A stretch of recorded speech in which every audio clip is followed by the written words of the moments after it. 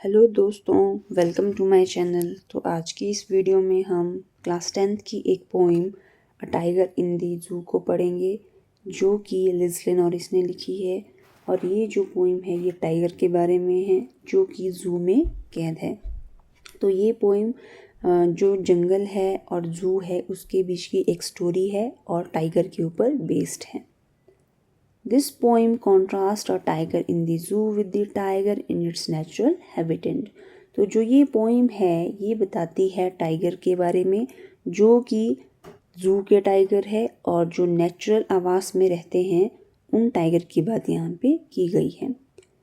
The poem moves from the zoo to the jungle. जो poem है वो बार बार move करती है जू से जंगल and back again to the zoo, और फिर से जू में।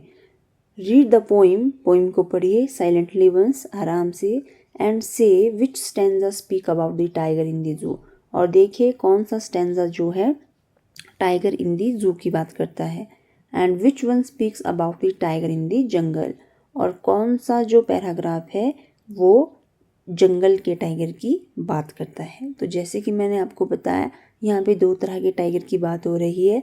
एक तो वो जो जू में कैद है और दूसरा वो जो जंगल में आराम से घूम रहा है। He stalks in his vivid strips। वह अपनी चमकीली धारियों में टहलता है। स्ट्रिप्स वो होती है जो कि टाइगर के ऊपर धारियां होती हैं। The few steps of his cage। पिंजरे के कुछ ही कदमों में वो चलता है। आपने देखा होगा पिंजरा बहुत ही छोटा सा है, तो उसके अंदर जितना भी स्पेस है वो उसी में चलता है। On pads of velvet quite, और उसके जो पैड्स हैं मतलब जो उसके पंजे हैं वो बहुत ही नरम है। वेलवेट का कपड़ा आपने देखा होगा कितना नरम होता है, उतना ही मखमल की तरह वो आराम से चलता है। इन हिज क्वाइट रेज, और अपनी शांत क्रोध में। इसका मतलब है कि बाहर से तो वो बहुत शांत दिख रहा है पर अंदर से उसमें बहुत ही गुस्सा भरा हुआ है। He should be lurking in shadow। उसे छाया में छिपकर रहना चाहिए। Sliding through long grass। लंबी घास में फिसलते हुए चलना चाहिए। Near the water hole। और जहाँ पे जानवर पानी पीते हैं उस वाटर होल में जाके बैठना चाहिए। Where plum tree pass। और जहाँ से मोटे हिरन गुजरते हैं तो उसे वहाँ पे बैठना चाहिए और वहाँ पे शिकार करना चाहिए। He should be snarling around houses। उसे घरों के आसपास गरजना चाहिए। At the jungle's edge। और जंगल के किनारे पर। Wearing his white fangs, his claws। उसे अपने सफ़ेद दांत और पंजे दिखाने चाहिए। Terrorizing the village। और फिर क्या करना चाहिए, गांव वालों को डराना चाहिए। What he locked in a concrete cell। लेकिन वो क्या है, एक कंक्रीट के पिंजरे में बंद हो गया है। His strength behind bars। और उसकी जो ताकत है वो सलाखों के पीछे छुप गई है।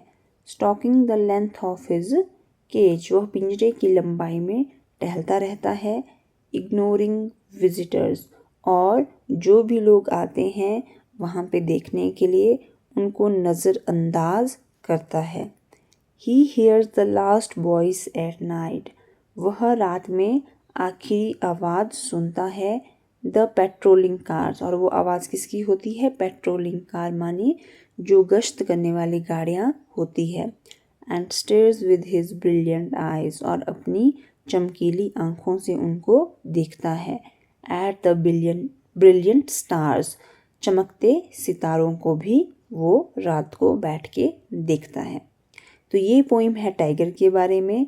इसमें जो पोइट है उसने क्या बताने की कोशिश की है कि यहाँ पे जो है टाइगर की जो आज़ादी है, फ्रीडम है, उससे छीन ली गई है।